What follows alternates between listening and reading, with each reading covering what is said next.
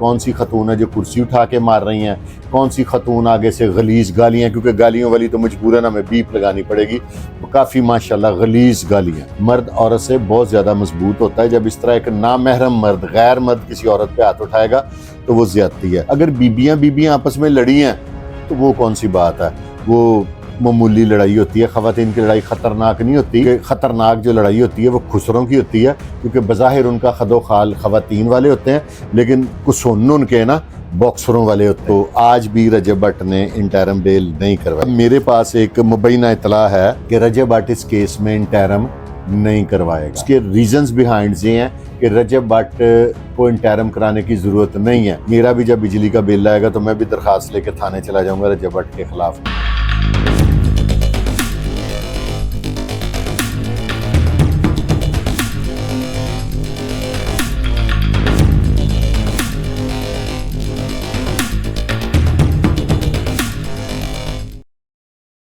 औज़ु बिल्लाहि मिनश्शैतानिर्रजीम, बिस्मिल्लाहिर्रहमानिर्रहीम। वीवर्स, ये काफ़ी दिन से ये आयशा जट पे जो हमला हो गया उसकी काफ़ी नई से नई चीज़ें आ रही हैं। FIR नंबर आपको बता बैठे हैं 3396/2026। और जो शुएब शौकत है, जिसका शेबी मैर कह रहे हैं, उसने इंटरम भी करा लिया है। उसकी इंटरम की डेट है 6/8/2026। मिस्टर मोहम्मद आसिम शहजाद ASJ हैं, एडिशनल एंड डिस्ट्रिक्ट सेशन जज साहब, उनकी अदालत से। ये सारी बातें तो ठीक है। एक धुंधली सी वीडियो चल रही थी जो सारे दोस्तों ने देखी भी है कि जिसमें फायरिंग की आवाज़ आ रही है। नहीं, ये आज एक क्लियर वीडियो है, थोड़ी सी मुलाजा फरमाएं। इसमें जो सफ़ेद सूट पहन के साहब कर रहे हैं ना, ख़वातीन में बीच बचाव कर रहे हैं। अब आपने देखना ये कौन सी खतून है जो कुर्सी उठा के मार रही हैं, कौन सी खतून आगे से गलीज गालियाँ, क्योंकि गालियों वाली तो मजबूरन हमें बीप लगानी पड़ेगी। काफ़ी माशाल्लाह गलीज गालियाँ जो कम से कम आप मुझे फैमिलियाँ देखती हैं तो हम लोग नहीं चला सकते।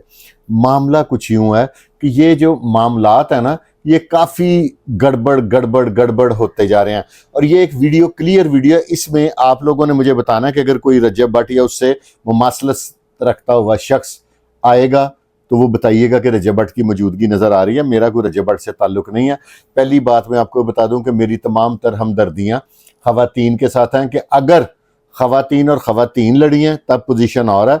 अगर ख़वातीन को मर्दों ने तशद्दुद का निशाना बनाया तो वो ज़्यादती है। उसको मैं किसी सूरत पे नहीं माफ़ करने के मूड में, उनको मैं कंडेम करूँगा कि ये ज़्यादती है। क्योंकि ये जो लेडीज़ के साथ वायलेंस है ना, मर्द औरत से बहुत ज़्यादा मजबूत होता है। जब इस तरह एक नामहरम मर्द, गैर मर्द किसी औरत पे हाथ उठाएगा तो वो ज़्यादती है। अब ये इदारों का काम है, हमारा काम है कि इदारों को थोड़ा सा हेल्प आउट करना, इदारों को दिखाना, इदारों को बताना कि जनाब ये देखें असल वकूआ ये है। ये वीडियो किसी अगर इदारे को चाहिए होगी मेरे से तो मैं उसका भी पाबंद हूँ उनको पहुँचाने का, क्योंकि हमारा तो असल पर्पज़ होता है कि जो हकायक हैं वो सामने लेके आना है। मेरी तमाम तर हमदर्दियाँ आयशा जट के साथ हैं। अगर उस पर, मैं फिर बार बार अगर का इस्तेमाल करूँगा, उस पर किसी मर्द ने तशद्दुद किया, अगर बीबियाँ आपस में लड़ी हैं तो वो कौन सी बात है, वो मामूली लड़ाई होती है। ख़वातीन की लड़ाई ख़तरनाक नहीं होती, क्योंकि ख़तरनाक जो लड़ाई होती है वो खुसरों की होती है, क्योंकि बज़ाहिर उनका खदो खाल ख़वातीन वाले होते हैं, लेकिन कुसोन उनके ना बॉक्सरों वाले होते हैं। तो इस वजह से उनकी लड़ाई खौफनाक होती है, ख़वातीन की लड़ाई इतनी ख़तरनाक नहीं होती। अब लोग मुझे पूछ रहे थे कि रजब भट्ट जौन सा है वो अपनी इंटरम बेल क्यों नहीं करवा रहा। मैंने आज भी किसी को रिक्वेस्ट की थी कि यार वो ज़रा मुझे सेशन कोर्ट से पता करके बताओ कि रजब भट्ट ने अभी तक ज़मानत क्यों नहीं करवाई। तो आज भी रजब भट्ट ने इंटरम बेल नहीं करवाई। अब मेरे पास एक मुबैना इतला है कि रजब भट्ट इस केस में इंटरम नहीं करवाएगा। ये देखें ना कितनी बड़ी बात मैं आप लोगों को कह रहा हूँ। एक FIR हो गया है, रजब भट्ट साहब उसमें नामजद मुल्ज़म है। रजब भट्ट का नाम FIR में है, तो जिस बंदे का नाम FIR में होना तो उसको नामजद मुल्ज़म कहते हैं। रजब भट्ट इस FIR में नामजद मुल्ज़म है, लेकिन नामजद मुल्ज़म होने के बावजूद रजब भट्ट अपनी ज़मानत नहीं करवाएगा। इसके पीछे यकीनी बात है, क्योंकि मेरे पास इतलात तो सारी हैं लेकिन शवाहिद नहीं है। तो आप लोगों ने मुझसे सबूत मांगने हैं। लेकिन ये बात आपको मैं बता रहा हूँ कि रजब भट्ट इस केस में इंटरम नहीं करवाएगा। उसके रीजंस बिहाइंड ये हैं कि रजब भट्ट को इंटरम कराने की ज़रूरत नहीं है, क्योंकि इसका मशवरा साबित करना एक इम्पॉसिबल बात है। अगर इस तरह होने लग पड़े कि रजब भट्ट पे कोई किसी भी मुकदमे में कोई नामजद कर दे और रजब भट्ट इंटरम कराए, फिर उसके साथ बारगेनिंग करे, तो फिर रजब भट्ट की जान खलासी हो, तो फिर सारी दुनिया को पता है कि रजब भट्ट एक अमीर आदमी है। तो हर बंदा ही, मेरा भी जब बिजली का बिल आएगा तो मैं भी दरख्वास्त लेके थाने चला जाऊंगा रजब भट्ट के ख़िलाफ़, ताकि एक बेहतरीन किस्म की कमाई हो जाए। फिर हम तमाम कम से कम लाहौर में रहने वालों को ना ये एक आसान ज़रिया माश मिल जाएगा। आप मेरी बातों को, जो मैं समझाना चाह रहा हूँ आप लोगों को ना, मेरी थोड़ी बात को आप लोगों ने ज़्यादा समझना है। रजब भट्ट को अब इस केस में पे ज़मानत कराने की ज़रूरत नहीं रही, ना वो करवाएगा इंटरम बेल। ये मेरे पास कोई मुबैना सी इतलात हैं और मैं आपको बता रहा हूँ, क्योंकि इससे कबल जब भी कोई किसी पे मुकदमा होता है ना, लोग अगले ही दिन फौरी तौर पे अदालत से रजू करते हैं। इंटरम बेल, जिसको हम लोग कच्ची ज़मानत कहते हैं, ये कराना हर बंदे का एक हक है, उसका राइट है कि आप अपने आप को पहले कच्ची ज़मानत कराएं, आफ्टर दैट आप अपने आप को शामिल तफ्तीश करें, ताकि आपको कोई जस्टिस लेनी पड़े। आप अपने जो सफाई की शहादतें हैं वो मुतलका आईओ को दें, जो आपका इंचार्ज है, आपका जो इन्वेस्टिगेशन ऑफिसर है, उसको आप ये शहादतें दें कि अपने बेगुनाह होने की। ये मुल्ज़म का भी हक है। और अगर आपको मुतलका किसी अफसर पे यकीन नहीं है तो आप ये तफ्तीश चेंज भी करा सकते हैं।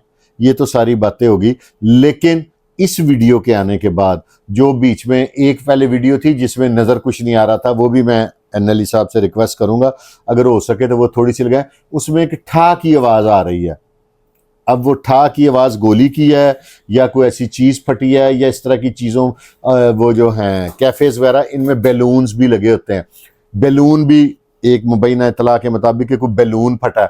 अब इसकी जो इन्वेस्टिगेशन है ना, वहाँ पे काफ़ी ज़्यादा वीडियोज़ बनी है, लेकिन ये जो वीडियो है ये आ गई है आपके भाई के पास। तो मैंने कहा यार क्यों ना इदारों की मदद की जाए, उन्हें हकायक से आगाह किया जाए और उन्हें बताया जाए कि जनाब तस्वीर का एक रुख ये भी है। हमारी हमदर्दियां किसी के साथ नहीं होती। जो खबर बनेगा मैं उसकी खबर लगाऊंगा, ठीक है। तो रजब भट्ट पे पर्चा हुआ, खबर थी, मैंने लगाई आप लोगों तक। जब तब तक जो मेरे पास हकायक थे वो मैंने पहुंचाए। अब ये एक नई स्टोरी आ गई है, ये भी मैंने बता दिया। मेरे एक भाई हैं तैमूरी साहब, उन्होंने भी ये की थी। मैंने उनसे रिक्वेस्ट की कि जो भी डिटेल्स हैं एक दूसरे से हम लोग शेयर करते हैं, वो हमने शेयर भी किए एक दूसरे से। तो उसके बाद मज़ीद, क्योंकि जिसके पास जो कुछ इन्फॉर्मेशन होती हैं जो मेरे पास डायरेक्टली आती हैं, कुछ किसी और दोस्त के पास आती हैं, कुछ किसी और दोस्त के पास आती हैं, तो फिर इस तरह हम लोग इन्फॉर्मेशनें कलेक्ट करके एक दूसरे तक पहुंचाते हैं। मेरा सिर्फ मकसद ये है कि जो तो गुनाहगार है वो कोई भी है, उसको बचना नहीं चाहिए। ये जो सफ़ेद सूट वाले साहब है ना बीच में, जो एक कुत्तो साहब वो हैं जिनको कुर्सी लग रही है, वो उनको मैं नहीं जानता। जो सफ़ेद शलवार कमीज़ वाले साहब है ना, क्योंकि मैं ये शुएब शौकत उर्फ शेबी महर को नहीं जानता, मैं इनके बारे में कोई इन्फॉर्मेशन ख़ास नहीं रखता। लोगों के बकौर इल्ज़ाम जिन्होंने इन पर लगाया, वो इन्हें शूटर भी कह रहे हैं, सारा कुछ है। वो CRO अब चेक करना पुलिस के लिए कोई मैटर नहीं है। मेरे पास भी ज़ाहिर है मैंने सेशन कोर्ट से सारे कागज़ निकलवा लिए हैं, तो उसमें ID कार्ड और सारा कुछ लगा हुआ है। तो मुझे CRO कराने की चेक नहीं, क्योंकि जो डिपार्टमेंट इससे रिलेट है ना, यानी कि पुलिस डिपार्टमेंट, उनका काम है CRO वगैरह चेक करना। ये मेरा काम नहीं है। मेरा काम है आप तक हकायक पहुँचाना। तो अभी तक की जो वीडियो है वो, उसमें शेबी महर जौन सा है वो बीच बचाव करा रहे हैं। आपको याद होगा कि पहले मैंने बताया था कि पहले गिलास चले थे इस लड़ाई में। ये बेसिकली खवातीन की लड़ाई थी। उसके बाद फिर मर्द बीच में आ गए। जैसे एक साहब को कुर्सी लगी है तो वो भी गुस्से में आ गए और वो भी पलट कर झपटने लगे थे खवातीन पे, पर उनको शेबी महर ने पकड़ के उनका मुंह दोबारा डायरेक्शन चेंज कर दी। तो ये सारे असल मामला था। ये लड़ाई बेसिकली खवातीन की है। तो मैं इसमें नहीं कोई भी राय देता कि रजब भट्ट बेगुनाह है, रजब भट्ट गुनाहगार है।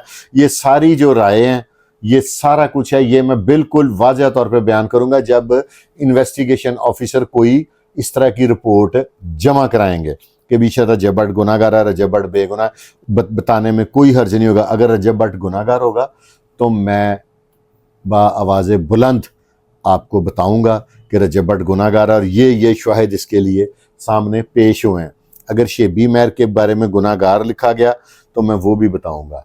अगर कोई बेगुनाह हुआ तो उसको भी मैं वाज़ह तौर पे बताऊंगा कि देखे ना, मैं इन्वेस्टिगेशन ऑफिसर नहीं हूँ, मेरा काम नहीं है किसी को एनओसी देना या किसी को क्लियरेंस सर्टिफिकेट देना। मेरा काम है जो हकायक हैं वो सिर्फ आप तक पहुंचाना, ताकि मेरे व्यूवर्स मेरी वीडियो का इंतज़ार कर रहे होते हैं, उन्हें कि उनके इल्म में लाना कि भाई असल बात ये है, असल हकायक ये हैं। मैं अपने एनएलई साहब से कहूँगा जो पुरानी वीडियो जिसमें एक हल्का सा ठार है वो देख लें कि कोई बैलून फटा है कि वाकई फायर है। जब पुलिस इन वीडियोस की फोरेंसिक करवाएगी तो ऑटोमेटिकली पुलिस को पता लग जाएगा कि कौन गुनाहगार है कौन बेगुनाह। तो मैं ये समझता हूँ कि मैं आप लोगों को आगाह करना मेरी एक अव्वलीन जिम्मेदारी है, मेरी ये सहाफ़ती जिम्मेदारी है कि जो इन्फॉर्मेशन मेरे पास आए मैं आप लोगों तक मनोन पहुँचाऊँ।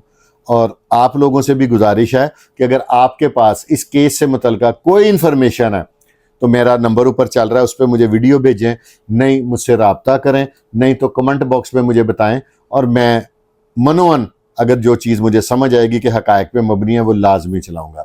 तो वीवर्स, ये इन्फॉर्मेशन देना आपके लिए ज़रूरी था। अब ये वीडियो एक नई आ गई है, ये भी देनी मेरी जिम्मेदारी थी आप लोगों को। इसके साथ ही आप लोगों ने कमेंट बॉक्स में मुझे आगाह करना है कि क्या ये हकायक से मिलती जुलती वीडियो है कि हकायक के मुखालिफ है, या जो मैंने बताया था कि ख़वातीन और ख़वातीन की लड़ाई हुई थी, स्टार्ट में गिलास चले फिर कुर्सियाँ चली, देखें गिलास की आवाज़ भी आ रही है, कुर्सियाँ चलती नज़र आ रही हैं।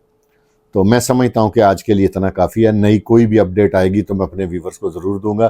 तो व्यूवर्स, इसके साथ ही अपने भाई फुरकान शाह को इजाज़त दें और देखते रहें आपका अपना चैनल है पाकिस्तान जिंदाबाद।